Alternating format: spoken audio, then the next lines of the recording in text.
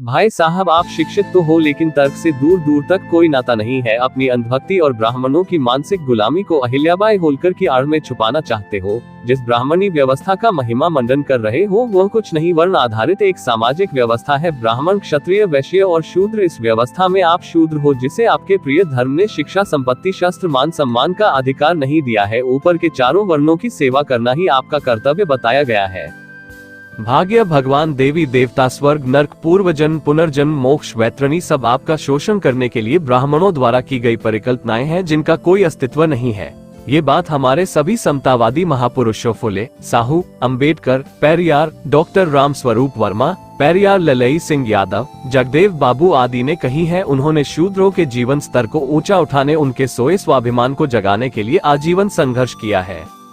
लेकिन आपके पास उनके साहित्य, उनके जीवन संघर्ष पढ़ने का समय नहीं है। आपको तो ये भी नहीं पता होगा कि अहिल्याबाई होलकर के हाथ में शिवलिंग वाली तस्वीर का प्रचार ब्राह्मणों ने क्यों किया।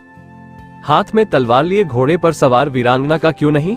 आप राजमाता, लोकमाता अहिल्याबाई होलकर लिखते हो, लेकिन ब्राह्मणों द्वारा प्रचारित हाथ में शिवलिंग वाली तस्वीर पर आपको न अपमान महसूस होता न गुस्सा ही आता है।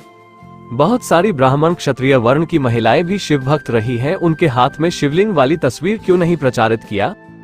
उनके षड्यंत्रों को समझना आसान नहीं है। उन्होंने शिव भक्त अहिल्याबाई होलकर की छवि बनाई और आपके आदर्श के रूप में स्थापित कर दिया ताकि आप जैसे लोग शिव भक्त बने रहें और ब्राह्मणों की मानसिक गुलामी करते रहें। अपने बुद्धि विवेक का इस्तेमाल न करें, तर्क न करें, अपने अधिकारों की बात न करें, अपने मान सम्मान स्वाभिमान की बात न करें, बस शिव भक्ति में लीन रहें। याद रखो, आज तक आपके और आपके समाज के जीवन में जो भी सकारात्मक बदलाव आए हैं वे समतावादी महापुरुषों के संघर्षों के बदौलत आए हैं, संविधान के बदौलत आए हैं, किसी भगवान, देवी देवता या उनके भजन कीर्तन की बदौलत नहीं।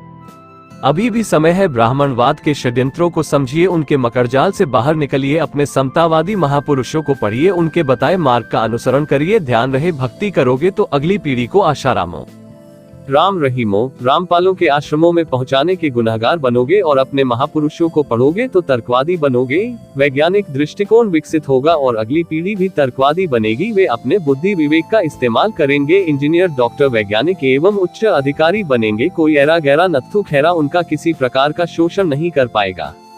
आखिर वह शिक्षा किस काम की जो न तो मित्र और शत्रु की पहचान करा सके, न गुलामी का एहसास ही करा सके।